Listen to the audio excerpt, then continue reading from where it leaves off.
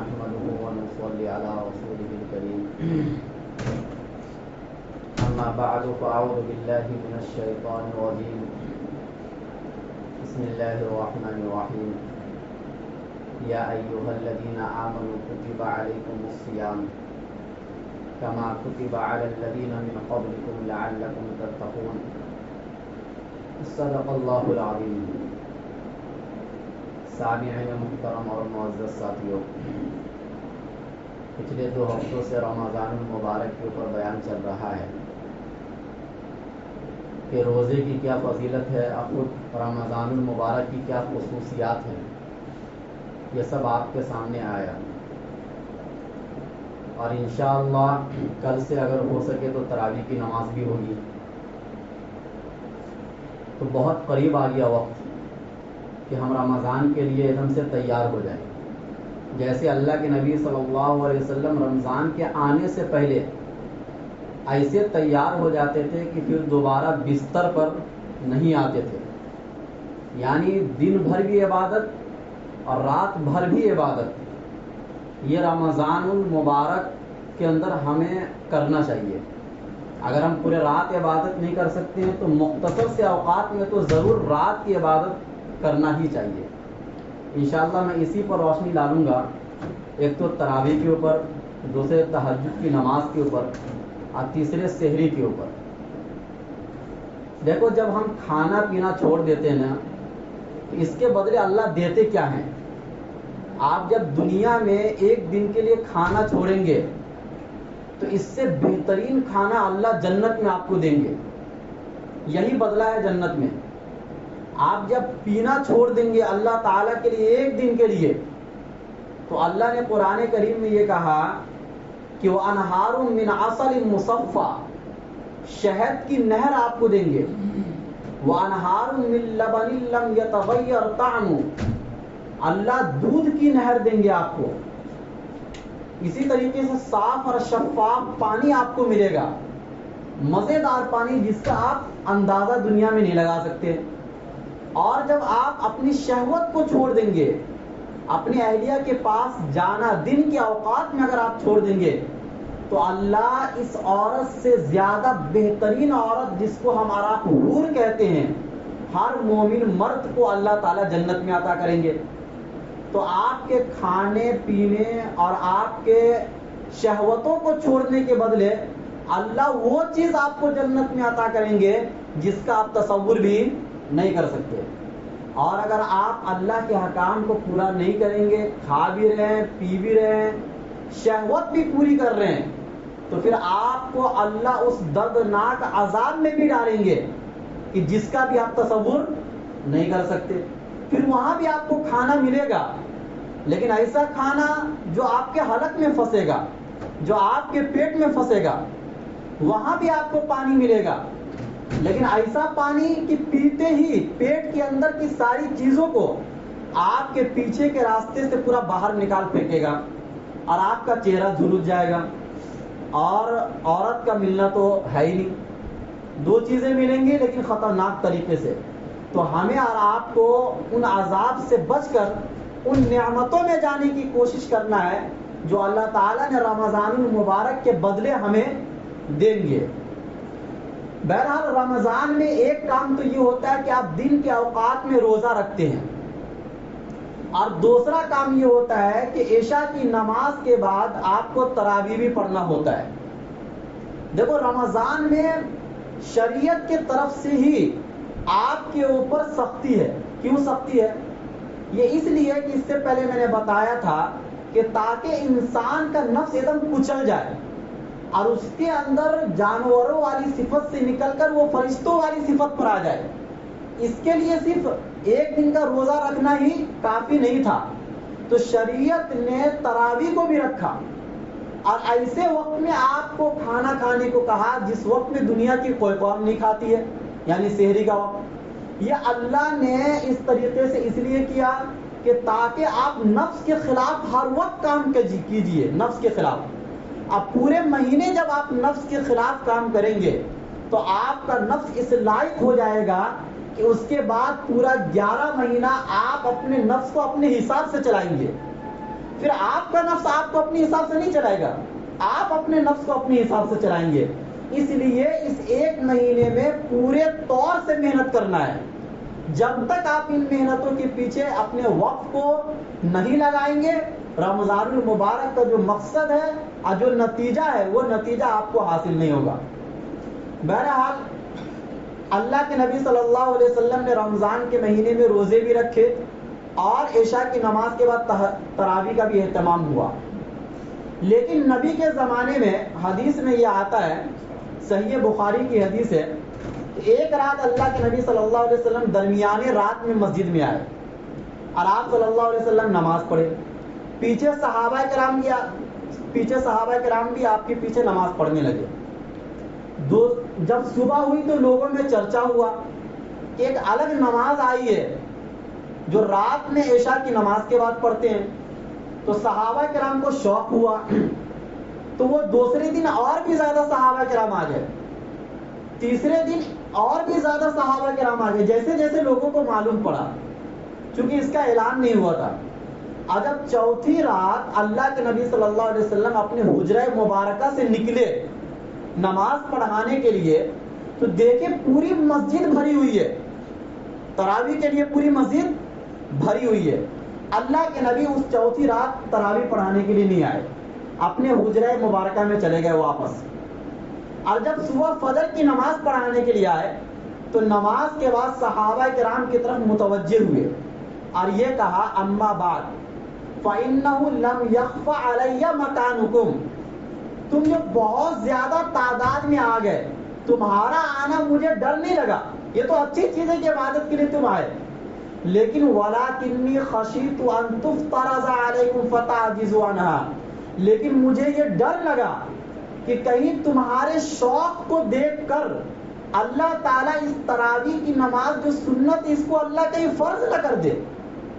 فتعجزوا عنها، اور جب فرض ہو جائے گا تو پورا 30 دن تک تراویح پڑھنا تمہارے لیے مشکل ہو جائے گا.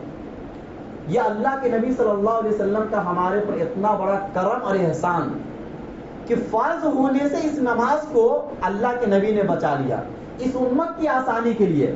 لیکن اس نماز کی اہمیت اور ویلو بھی سمجھ میں آتی ہے کہ یہ اس قریب ہو گئی تھی کہ یہ فرض ہو جائے، لیکن اللہ کے نبی صلی اللہ علیہ وسلم نے بچا لیا فرض ہونے سے.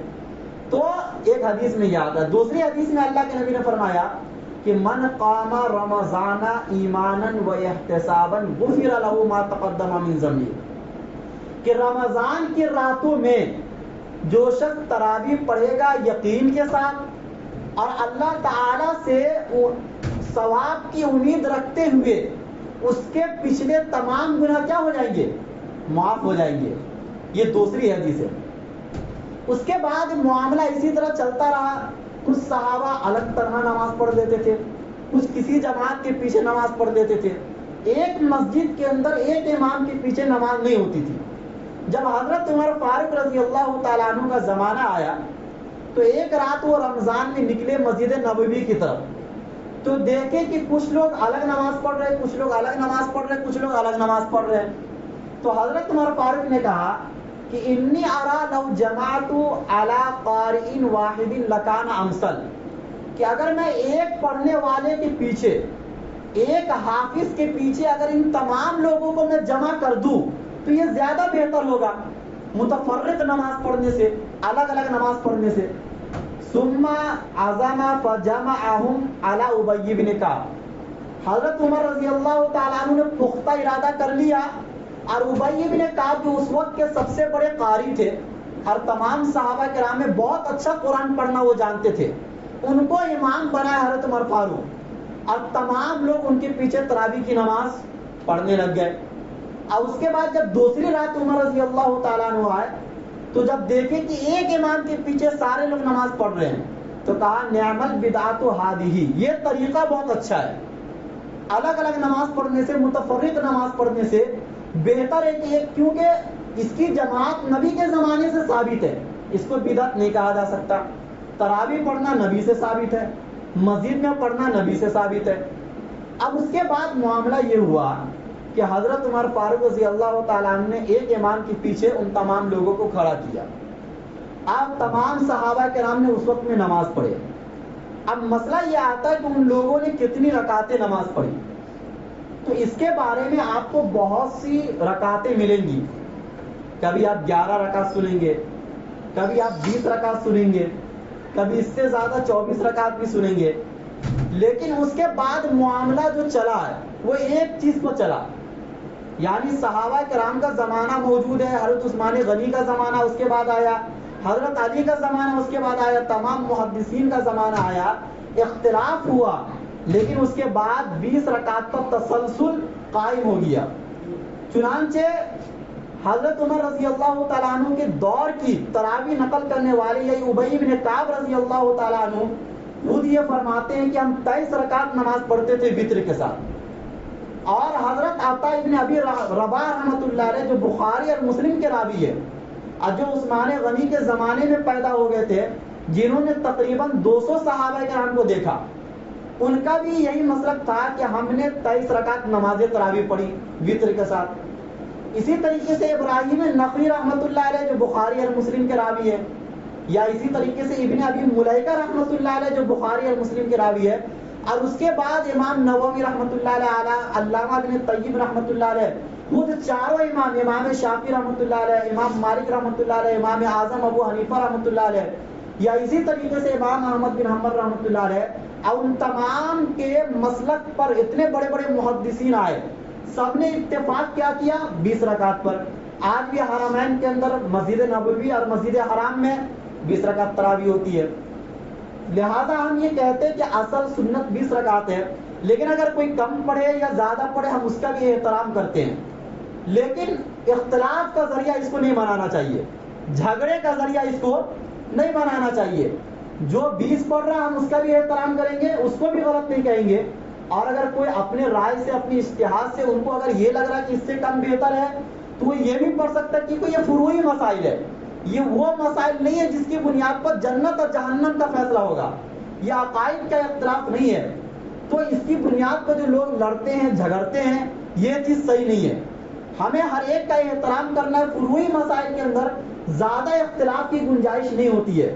اگر اس سے کوئی کم پڑھ رہا وہ بھی انشاءاللہ جنت میں جائے گا, اور کوئی اگر اس سے زیادہ پڑھ رہا اس کا بھی ثبوت ہے تو انشاءاللہ وہ بھی جنت میں جائے گا. ہاں, اگر کسی چیز کا ایک دم سے ثبوت نہ ہو اور پھر وہ کام بعد کے زمانے میں آئے گا تو اس کو بدعت کہا جاتا ہے. لیکن اگر کسی چیز کا ثبوت مل رہا ہے تو انشاءاللہ اس کو غلط نہیں کہا جائے گا.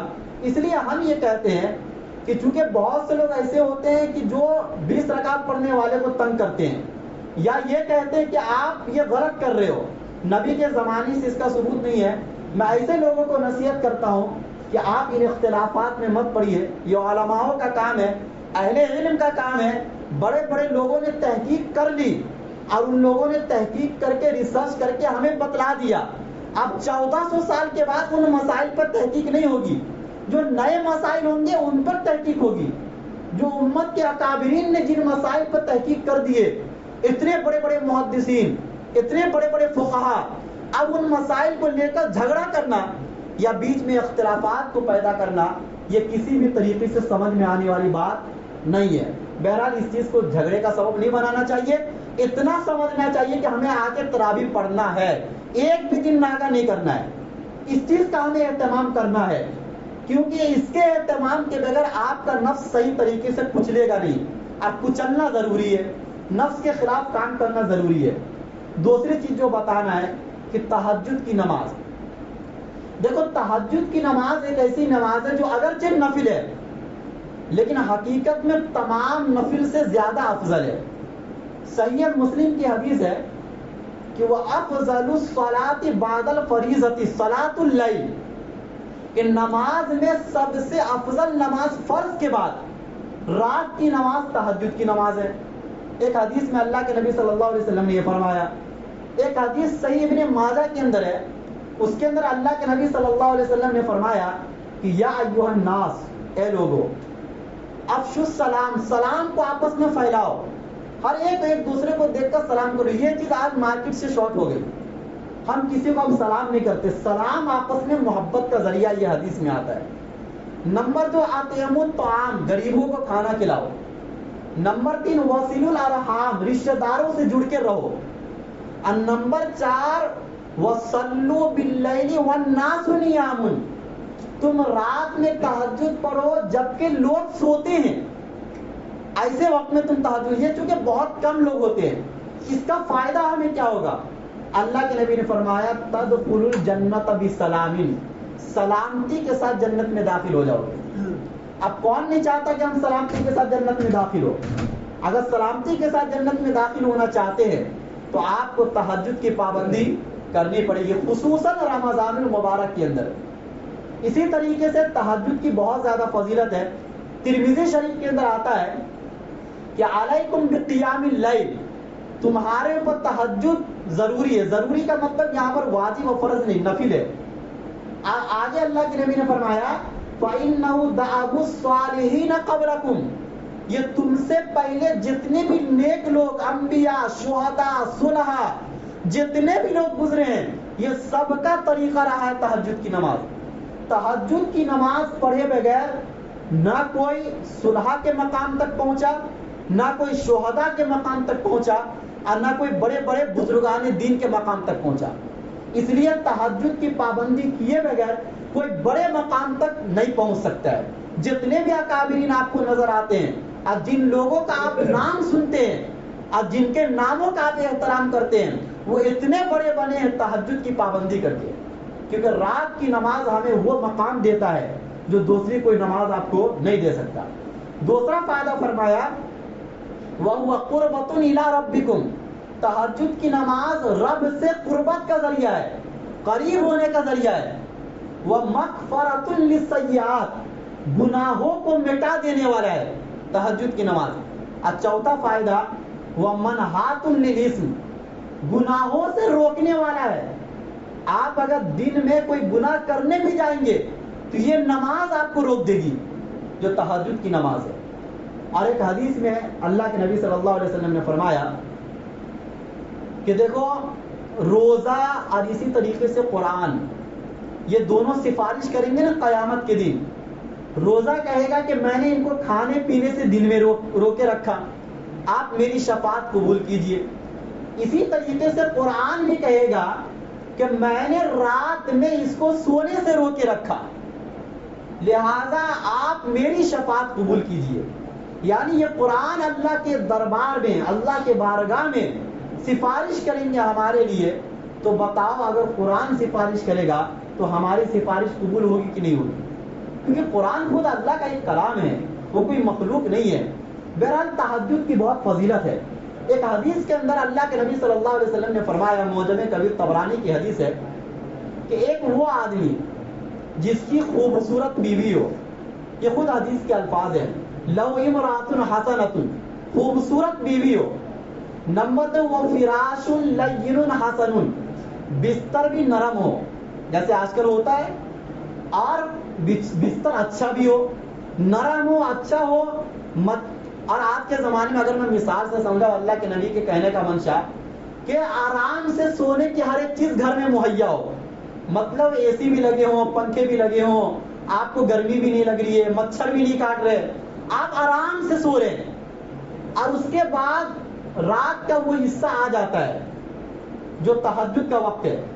آپ اگر چاہتے تو سو بھی سکتے تھے، کوئی پکڑ نہیں ہے، لیکن ایک وہ بندہ جو اٹھ گیا بستر سے اور تہجد کے لیے کھڑا ہو گیا، اللہ کے نبی صلی اللہ علیہ وسلم یہ فرماتے ہیں کہ اللہ ایسے بندے سے بے پناہ محبت بھی کرتے ہیں، ان کو دیکھ کر ہنستے بھی ہیں، اور ان کو دیکھ کر خوش بھی ہوتے ہیں۔ ہر چیز موجود ہے، اور اس کے بعد ان چیزوں کو چھوڑ کر اس نے میرے کو یاد کیا، اور رات میں نیند کی قربانی دے کر، بیوی کی قربانی دے کر، نرم بستروں کی قربانی دے کر یہ میرے سامنے کھڑا ہو گیا۔ اور یہ ایسی نماز ہے کہ جس کی فضیلت قرآن سے بھی ثابت ہے، ایک جگہ نہیں تقریباً 6 جگہ سے ثابت ہے۔ ایک جگہ اللہ نے قرآن میں فرمایا وَمِنَ اللَّيْلِ فَتَهَجَّدْ بِهِ نَافِلَةً لَكَ عَسَىٰ أَن يَبْعَثَكَ رَبُّكَ مَقَامًا مَحْمُودًا، کہ اے اللہ کے نبی آپ رات کے تھوڑے سے حصے میں تہجد کی نماز پڑھیے۔ اس کا فائدہ اللہ کے نبی کو یہ بتلایا گیا کہ آپ کو قیامت کے دن بہت بڑا مقام، جس کو مقام محمود کہا جاتا ہے، وہ آپ کو عطا ہوگا۔ بتاؤ خود اللہ کے نبی کو تہجد کی نماز کی بنیاد پر کتنا بڑا مقام و مرتبہ عطا ہوا ہے، تو ہمیں اور آپ کو بھی انشاءاللہ بہت بڑا مقام و مرتبہ عطا ہوگا۔ ایک جگہ فرماتے ہیں اللہ تعالیٰ قرآن کریم کے اندر کہ والذین یبیتون لربہم سجدا وقیاما، کہ رحمان کے بندے وہ ہیں جو رات میں اپنے رب کے سامنے رات گزارتے ہیں، کھڑے ہونے کی حالت میں اور سجدے کی حالت میں رات گزارتے ہیں۔ یہ رحمان کے بندے ہیں جو رات میں اٹھ کر دعائیں مانگتے ہیں، ربنا اصرف عنا عذاب جہنم، اے میرے پروردگار جہنم کے عذاب سے ہمیں بچا لیجیے۔ یہ رات کے وقت کی دعائیں ہوتی ہے جو بہت آج ہم سے تہجد کی نماز چھوٹ گئی ہے، جس کی بنیاد پر ہم ذلیل ہو رہے ہیں۔ حقیقت بات یہ ہے کہ 15ویں پارے میں جو اللہ نے تہجد کے بارے میں کہا ہے، اگر آپ اس سے اوپر کی آیت کو کھول کر دیکھیں گے، اتنا ٹائم نہیں بتانے کے لیے، حالات بہت خراب تھے مکہ کے نبی کے زمانے میں، صحابہ کو ستایا جا رہا تھا۔ ویسے موقع پر اللہ تعالی نے قرآن کریم میں کہا ہے کہ اے نبی آپ صحابہ سے بھی کہہ دیجئے کہ 5 وقت کی پابندی کے بعد تہجد کی نماز کی پابندی کرے، انشاءاللہ اس سے آپ کے تمام بند راستے کھل جائیں گے۔ یہ تہجد کی نماز کے فائدے۔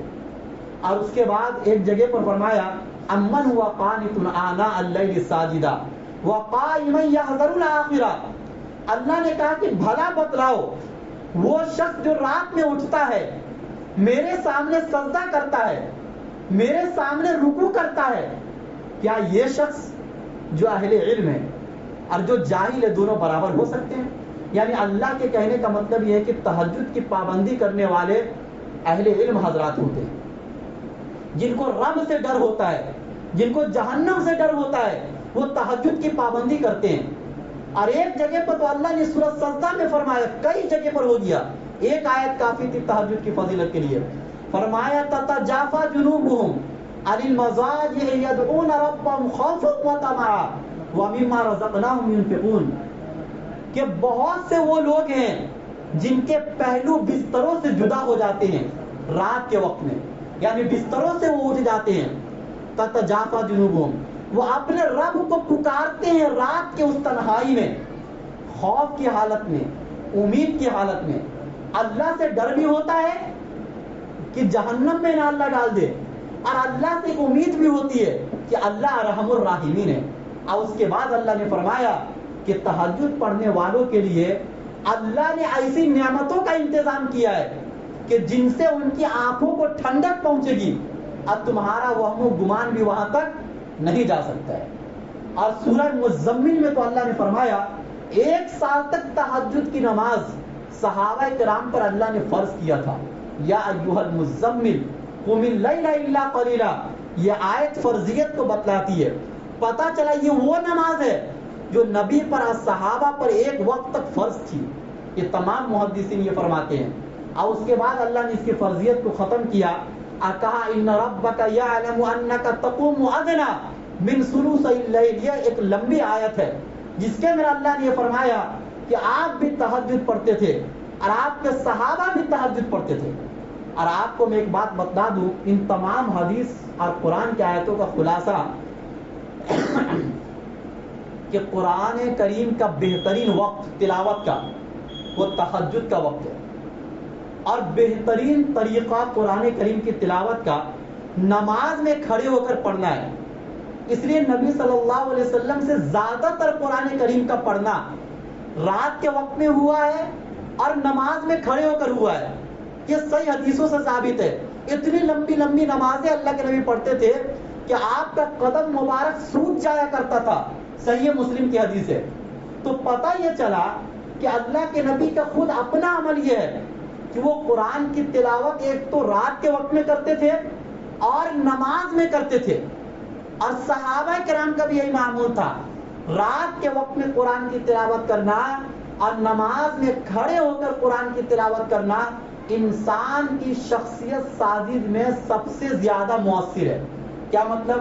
یعنی اگر آپ ایک مکمل انسان بننا چاہتے ہیں، ایک ایسے انسان بننا چاہتے ہیں جس سے آپ کو رہبری کا مقام حاصل ہو جائے، جس سے لوگ آپ کی پیروی کرنے لگ جائے، لوگ آپ کی بات ماننے لگ جائے، محلے اور معاشرے کے اندر آپ کا ایک مقام و مرتبہ ہو جائے، اگر آپ یہ چاہتے ہیں تو آپ کو تہجد کی نماز پڑھنا ہے، اور تہجد کی نماز میں لمبی لمبی رکعتوں کا ادا کرنا ہے۔ امام اوزاعی رحمۃ اللہ علیہ فرماتے ہیں کہ اگر کوئی تہجد کی پابندی کرے گا لمبی لمبی رکعتوں کے ساتھ تو انشاءاللہ قیامت کے دن اللہ کے سامنے کھڑا ہونا اس کے لیے آسان ہو جائے گا۔ یہ امام اوزاعی بہت بڑے اپنے وقت کے محدث ہے اور بہت بڑے امام ہیں۔ اور اسی طریقے سے علامہ بن قیم رحمۃ اللہ علیہ فرماتے ہیں کہ 4 چیزیں رزق کو بڑھاتی ہے، ان میں سے ایک تہجد کی پابندی، اور صبح کے وقت میں استغفار کرنا، اور صدقے کی پابندی کرنا، اور دن کے شروع حصے میں اور دن کے آخر حصے میں اللہ کا ذکر کرنا۔ یہ 4 چیزیں وہ ہیں جو رزق کو بڑھاتی، اس میں سے تہجد کی پابندی بھی ہے۔ بہرحال مجھے لمبا بیان نہیں کرنا ہے، اتنا بتلانا مقصود ہے کہ کل سے انشاءاللہ رمضان کا مہینہ شروع ہو جائے گا۔ تراویح کی پابندی تو ہوگی، لیکن آپ تہجد کی پابندی ضرور کیجیے۔ رمضان کے مہینے میں آدمی سحری کے لیے اتساہی ہے، تھوڑا سا اگر آدھا گھنٹہ پہلے آپ اٹھ جائیں گے تو آپ کا کوئی نقصان نہیں ہوگا، لیکن اس آدھے گھنٹے میں بہت کچھ آپ کما لیں گے، دنیا کے اعتبار سے بھی اور آخرت کے اعتبار سے بھی۔ اور اس کے بعد آپ کو وہ نفع ملے گا تہجد کی پابندی کی بنیاد پر کہ آپ مجھے رمضان کے بعد آ کر بتلائیں گے کہ مولانا آپ نے بتایا تھا، اب مجھے بہت سکون مل رہا ہے۔ آپ کر کے تو دیکھیے ایک مرتبہ، ایک مہینہ، ایسا سکون ہے، ایسا سکون ہے کہ دنیا میں آپ کو کسی بھی چیز کے اندر ویسا سکون نہیں ملے گا۔ کیوں اللہ کے نبی اتنا تھکتے تھے تہجد میں؟ کیوں اللہ کے نبی نرم نرم بستروں سے اٹھ جاتے تھے اور کہتے تھے مجھے چھوڑو میں اپنے رب کو یاد کروں؟ حضرت عائشہ سے فرماتے تھے کچھ تو ہے تہجد کی نماز کے اندر جس کی صحابہ اتنی پابندی کر رہے ہیں، اور ہم سے رمضان کے مہینے میں بھی پابندی نہیں ہو رہی ہے۔ تو تہجد کی نماز کی پابندی آپ ضرور کیجئے، اور اپنے دوست اور یار کو بھی جن تک یہ بات نہیں پہنچی ان کو پہنچائیے کہ آپ یہ کام ضرور کیجئے۔ اللہ ہم سب کو کہنے سننے سے زیادہ عمل کرنے کی توفیق نصیب فرمائے۔ ایک اعلان کرنا تھا، دیکھیے کام تو مکمل، جو موٹا موٹا کام تھا وہ ہو گیا، پترا بھی لگ گیا، دیوار بھی کھڑی ہو گئی، اب کلر کا کام اور وائرنگ کا کام، یہ 2 کام باقی ہے۔ انشاءاللہ چند دنوں کے اندر یہ بھی مکمل ہو جائے گا۔ تو آپ حضرات نے مدد بھی کیے، سب نے اپنے اپنے حساب سے اپنے اپنی استطاعت کے وقت سب لوگ دیے، اور بھی اگر آپ لوگ سے کچھ اور ہو سکتا ہے تو آپ دے دیں، انشاءاللہ جو چھوٹا موٹا کام باقی ہے وہ بھی جلد سے جلد ہو جائے گا۔